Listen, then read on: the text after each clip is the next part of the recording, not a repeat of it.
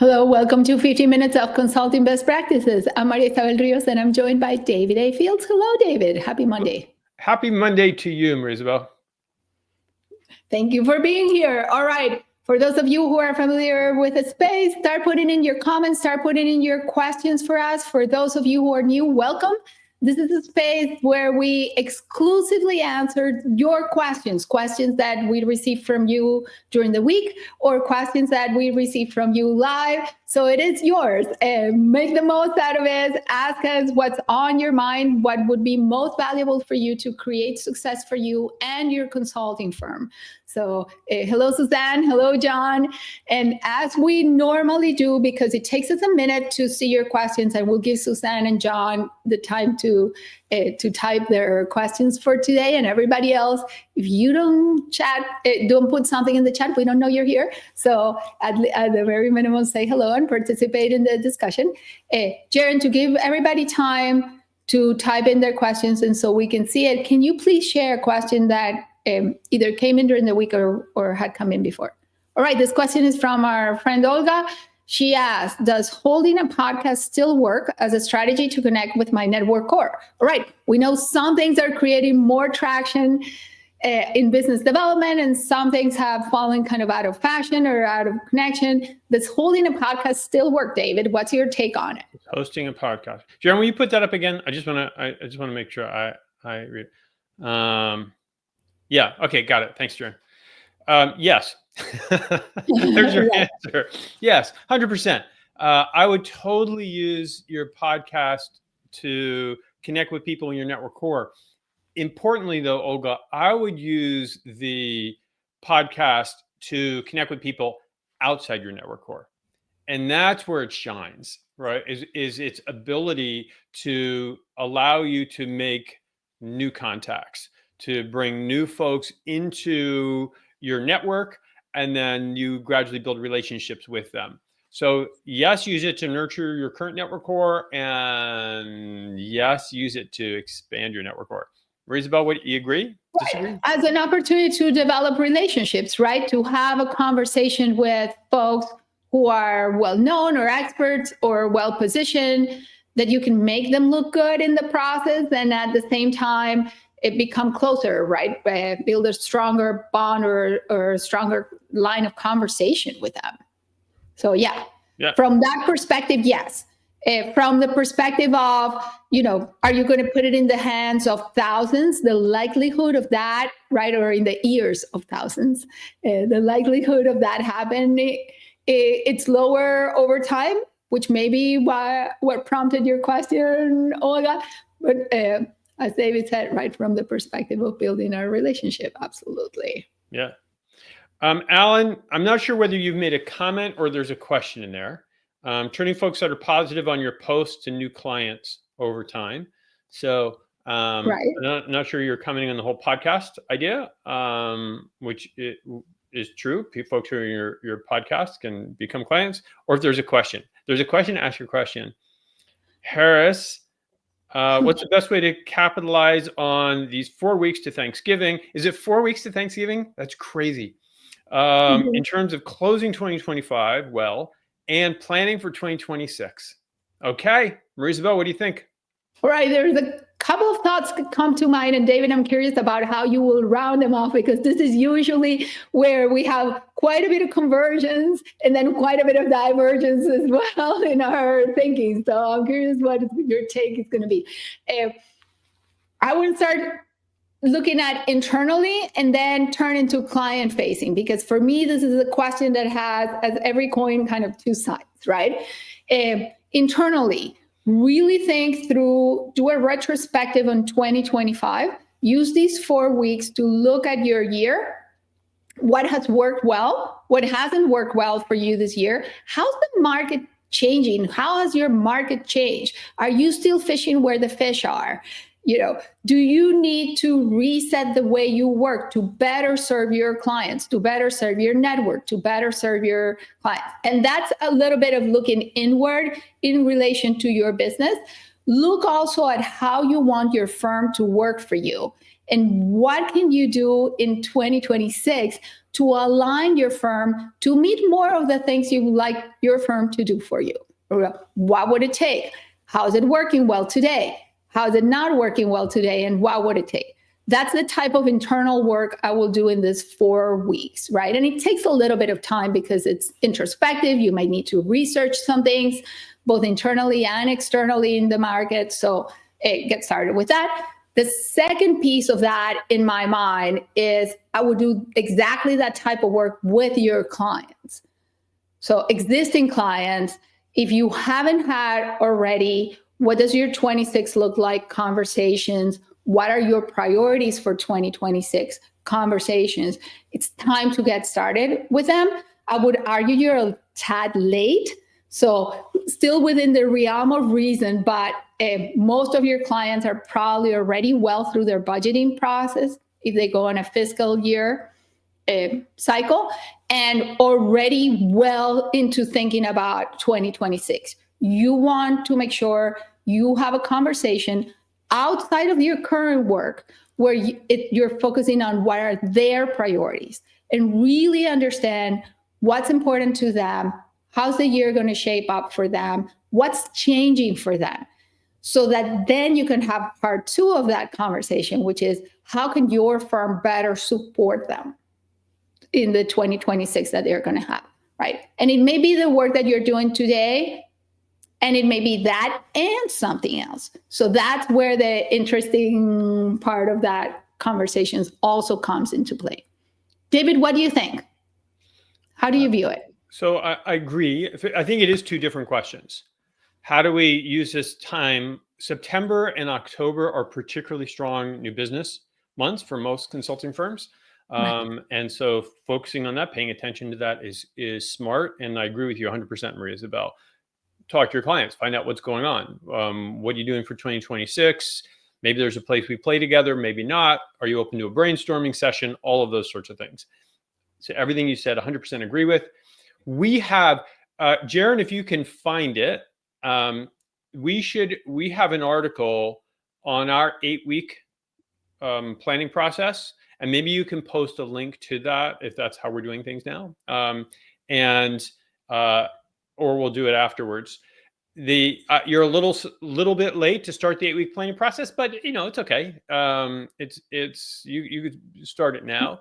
You could condense it. There's a reason we like doing it over 8 weeks. So, and that's all laid out in the article. So I would jump into that. And a lot of it is exactly what Maria Isabel, what you went through. So there we go. I agree. All right. Suzanne, Alan, thank you for clarifying your question. Okay. So David, jump in on this one. Alan was asking a question. What is the best way to turn positive comments on your podcast to turn into new clients over time? Alan gets a lot of positive comments, but hasn't monetized them much. It's great for awareness and thought leadership, but how does he turn that into new business over time? What's the suggestion here? So it's really interesting. On podcasts, on posts, and all your thought leadership, where you get commentary, how do you monetize it? So I've got 2 thoughts on this. The overall thought is don't focus on monetizing it like that, because that puts you in this sales mode. Okay. You create good content, and when folks are ready, they will come to you. That said, if someone from a prospect looks like a perfect prospect for you, comments on your podcast, comments on your article, comments on your LinkedIn post, whatever, you could reach out to them and say, hey, thank you for that really kind comment. And I would love to learn more about your insights on this, or your point of view on this, or your firm, right? So you can invite them into conversation. You don't invite them to sell. You don't say, hey, I'd love to see how we can work together. You just start creating a relationship. The same thing we always preach applies. Relationships lead to conversations. Conversations are where opportunities are revealed, and that's where you find projects. So right now, you have a bit of a relationship. You need to deepen that relationship and create just some conversation. And LinkedIn posts the same thing. Just invite folks to a conversation. Thanks for the comment. Love to hear about, learn a little bit more about you, get your insights, see your point of view, all of that. That will eventually, if appropriate, lead to projects. Marie-Isabelle, do you agree? Have a different point of view? I completely agree. I want to add something else. But before I do that, Suzanne, I see your question. Can you give us a little bit more color on it so that we can actually give you a better answer, right? So as I'm answering or I'm sharing my thoughts, if you can add more kind of meat substance to your question, that'd be lovely. So the one thing I want to highlight for Alan and for everybody else is that what you share, David, is predicated on the hypothesis that it's very easy for people to reach you, and you're easy to do business with, which means that it's easy for people to know how to reach you, to know how to engage into a conversation with you, and that they have, through what you publish, some clear sense of what you do. That's what's really going to make somebody who's reading, who's commenting, who's engaging with you, who trusts you more and more, and who realizes you're an expert, jump when they have a need and say, I want to do business with you, right? But it needs to be easy for them, and they need to know what doing business with you means, or at least directionally know what doing business with you means. It's oftentimes that we don't realize we're not making it clear or easy for people who are in our network to understand what is it that we actually do, and what is it, and how to get in touch with us, or even how is it best to communicate with us. So if you want incoming business, which you do a lot of, ideally, you make it easy for people to know when to call you. Right. That's kind of a basic premise behind it. All right. Cool. Alan, let us know if that helps, or if you still have questions, and if there's someone who thinks has a different idea. Suzanne, you had some ideas. That's awesome. Making sure your podcast is designed to serve your audience. Yes, all your right. Leadership should be right side up. It's not about your firm. It's about your prospects and clients and the world at large, and creating value for them. So I agree on that. Right. So Suzanne's question was, any tips for public-private partnerships? Okay. And yeah, I don't know enough context to be able to answer that one. So Suzanne, could you send your question in, just submit it to wherever we submit it, info@davidafields.com. And then we'll hit it next week. And the link to the 8-week planning process will be in the LinkedIn feed. Comments. Right. Yeah. So in the comments, we'll make sure to post it because we probably won't get to it today. Did we miss any that we could do simply? Jaron, was there another one that's a quick one in our magic bag of things people submitted recently for us to ask? Jaron, do you want to turn to the fourth question? We only have like 30 seconds. Let's see. All right. I want to work on growing my network core. How much time do I spend working to strengthen relationships with C1s and C2s? Okay, C1s and C2s are core decision makers, core relationships with decision makers and influencers. So, Nadia, the answer to this question is, it depends. If your network core is really strong, you spend very little on the cold front. If your network core is really small, then you spend more time warming up relationships that are cold today. We know cold relationships take a long time to generate business from, which is where, if you have a strong network core, tend to your network core, right? And spend the bulk of your business development time there. So always healthy to spend a little bit time on cold relationships, because they rotate and people change roles and they become decision makers and they also grow. But don't overdo it if your network core is strong. All right. Hopefully that's short enough of an answer and specific enough of an answer for Nadia. Totally agree. All right. And look at that. And we've used up 15 minutes. of time for all of us. Thank you for joining us, and for asking smart questions and putting in comments. Most of you know this already, but on the off chance you don't have it in your calendar, Jaron, put the little link there we go. Monday Live.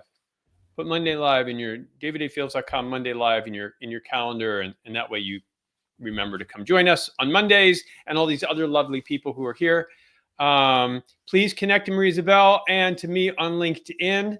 Look at that. Thank you, Jaron. There we are. So if you're not connected, why not connect with us? And if you don't receive our articles every week, there's so much information in there, like the 8-week planning process. So subscribe. There you go, right there. So thank you so much, Jaron. And thank you, Marie Isabel, and thank all of you for joining us. Hope you have a fabulous week. And remember, your clocks change, I think, this weekend. And also remember, consulting's about them. It's right side up. It's not about you, right? It's about your clients and prospects. So give them value and give them kindness. And we will see you next week. Take care, all. Thank you.